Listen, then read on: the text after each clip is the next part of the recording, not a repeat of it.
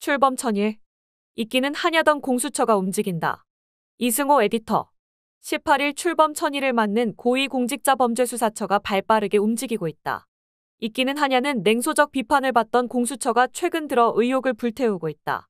지난 2021년 1월 21일 출범한 공수처는 한동안 별 실적을 내놓지 못해 공수처, 식물기관으로 불렸다. 심지어 윤석열 정부와 검찰의 눈치를 본다는 조롱까지 받았다. 그러던 공수처가 바뀌었다. 공수처가 현재 수사 중인 굵직한 사건들은 감사원 직권남용 의혹, 해병대 수사 외압 의혹, 검찰의 김학의 별장 성접대 사건 무혐의 처분 등이다. 수사 결과에 따라 윤석열 정부의 치명타를 안길 사건들이다. 특히 눈에 띄는 것은 전현희 전 국민권익위원장에 대한 감사원의 표적감사, 직권남용 의혹 관련 수사다. 공수처는 여기에 검사와 수사관 40여 명을 투입했다. 공수처 수사 인력의 3분의 2가 넘는 숫자다.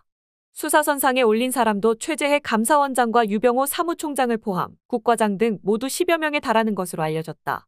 공수처는 최근 참고인 신분으로 감사원 감사위원들에게 소환 통보를 했다.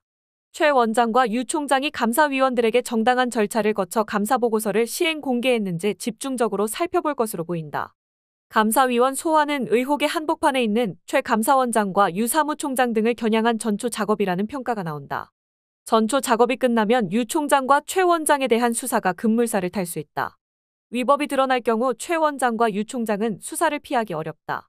최 원장과 유 총장의 혐의는 허위 제보를 근거로 감사 착수, 최초 제보자와 증인을 서로 다른 사람처럼 꾸며 감사 내용 조작, 감사보고서 시행 공개 과정의 위법성 등 크게 세 가지다. 감사원은 지난해 9월 권익위 내부 직원의 제보를 받았다며 전현희 당시 위원장의 근무태만 의혹 등 13건의 의혹에 대해 특별감사를 실시했다. 13건 가운데 10건은 소명 등이 명확히 책임을 물을 수 없는 사안이었다. 건진 것은 3건에 불과했는데 그마저 기관주의 통보에 그쳤다. 감사원이 권익위를 특별감사한 것은 지난해 8월이다. 더불어민주당은 표적감사라며 직권남용 등 혐의로 최 원장과 유 총장을 공수처에 고발했다. 공수처는 고발 1년여 만인 지난달 6일 감사원을 압수수색하고 강제수사에 착수했다. 늦었지만 공수처는 칼을 갈고 있는 모습이다. 공수처는 16일 한겨레 신문에 유병호 사무총장과 국장급 공무원 등을 이르면 이번 주부터 피의자 신분으로 불러 조사한다는 계획이라고 밝혔다. 공수처는 지난 7월 폭우로 인한 실종자 수색 작전 중 사망한 최숙은 상병 수사 외압 사건도 수사에 박차를 가하고 있다.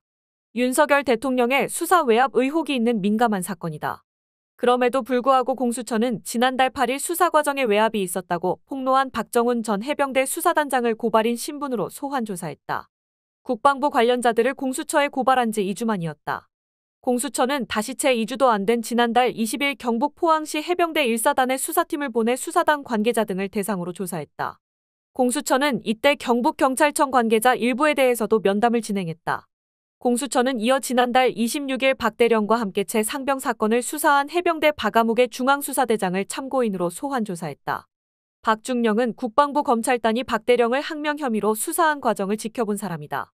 공수처는 박중령에게 채 상병 사건 이첩 경위, 국방부가 경북경찰청에서 사건을 회수한 경위, 박대령이 보직해임된 직후 김계환 해병대 사령관과의 통화 내용 등을 물었다. 공수처는 박중령 말고도 복수의 해병대 관계자들도 조사했다.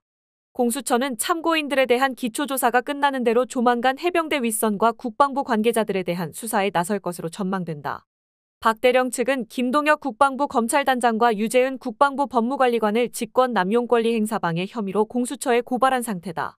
공수처 특별수사본부는 해병대 수사 외압 사건 외에도 채 상병과 함께 실종자를 수색하다 생존한 A병장 측이 임성근 해병대 1사단장을 업무상 과실치사상 및 직권남용 혐의로 고발한 사건도 수사 중이다. 김학의 전 법무부 차관의 별장 성접대 의혹을 무혐의 처분했던 검찰을 겨냥한 수사도 눈길을 끈다. 이 수사는 차규근 전 법무부 출입국관리본부장이 지난 7월 22일 사건의 1차 수사팀이었던 전 현직 검사들을 특가법상 특수직무유기 혐의로 공수처에 고발하면서 시작됐다. 공수처는 고발 5일 뒤인 같은 달 27일 차 전 본부장을 불러 조사했다. 공수처는 다시 지난달 5일 서울중앙지검의 검사와 수사관을 보내 김 전 차관 사건 관련 수사 기록을 확보했다. 공수처는 확보한 기록을 면밀히 들여다보고 있는 중으로 최선을 다해 수사를 진행하고 있다는 입장이다. 김진욱 공수처장은 2021년 1월 19일 인사청문회에서 의원들의 김학의 사건 관련 질의에 사실관계가 다 맞다면 또 공소시효가 지나지 않았다면 수사 대상이 될 수 있다고 생각한다며 똑같은 범죄를 저질렀는데 권력기관에 있는 사람은 처벌을 안 받는다. 그것은 법 앞에 평등 원칙에 정면으로 반하는 것이다. 법의 지배 원리도 부정하는 것이기 때문에 우리나라 헌법 질서상 허용되지 않는다. 공수처의 의의도 거기에 있다고 생각한다고 밝힌 바 있다. 경찰은 2013년 7월 건설업자 윤중천 씨 별장에서 촬영된 성접대 동영상과 피해 여성들의 진술을 토대로 김 전 차관과 건설업자 윤 씨를 특수강간 등 혐의로 검찰에 넘겼다. 하지만 같은 해 11월 검찰은 무혐의로 사건을 종결했다. 공수처는 최근 공무원에게 7천만 원 상당의 뇌물을 줬다는 제보를 받고도 제대로 수사하지 않은 검사들에 대해 수사에 들어갔다. 제보자 김희석 씨는 지난 5일 공무원에게 뇌물 수천만 원을 줬다고 제보했으나 검찰이 제대로 수사하지 않았다며 2016년 당시 서울서부지검 형사부 소속 권아무개 박아무개 검사, 2018년 당시 서울중앙지검 특수부 소속 김아무개 검사를 특수직무유기 혐의로 지난 5일 공수처에 고발했다. 서울서부지검은 김 씨의 제보와 함께 계좌 거래 내역을 확인하고도 정식 수사 없이 2018년 8월 사건을 내사 종결했다. 이에 김 씨는 다시 2018년 서울중앙지검 특수부에 동일 사건을 알렸으나 수사는 진척이 없었다. 뇌물을 받은 공무원은 강연도 경기도 오산시 부시장으로 사건 당시 경기도청 투자진행과장이었다. 공수처가 이 사건을 떠맡아 수사삼부에 배당했다. 김희석 씨는 지난 2016년 김영준 전 부장검사에게 수천만 원이 넘는 뇌물과 향응을 제공한 고교 동창 스폰서로 세간에 알려진 인물이다. 이 때문에 검찰이 김 씨의 공무원 뇌물 사건을 덮은 이유는 김영준 전 검사의 비위 사실 노출을 우려한 때문이라는 의혹도 있다. 이진동 서울서부지검장은 이 사건과 관련 17일 국정감사에서 무혐의 처분할 수밖에 없었다며 조사해보니 공여자의 일부 진술만 가지고는 뇌물을 받았다는 사람들의 변명을 깰 수가 없어 혐의 없음 처리할 수밖에 없었다고 해명했다. 공수처의 변신을 두고 의심하는 사람들도 있다. 내년 1월 임기가 끝나는 김진욱 공수처장이 재임 중 뭔가 보여주려는 것에 불과하다는 의심이다. 그러나 이런 의심은 기우일 가능성이 높다. 공수처의 개점 유업 시기가 길어지나 내부에서도 이제 제 역할을 해야 하지 않느냐는 분위기가 팽배했다는 것이다. 또 다른 우려도 있다. 윤석열 정부가 김 처장 후임으로 말 잘 듣는 사람을 앉히면 진행 중인 수사들이 물거품이 되거나 왜곡될 수도 있다는 우려다. 공수처의 인력과 자원 부족도 우려 사항이다.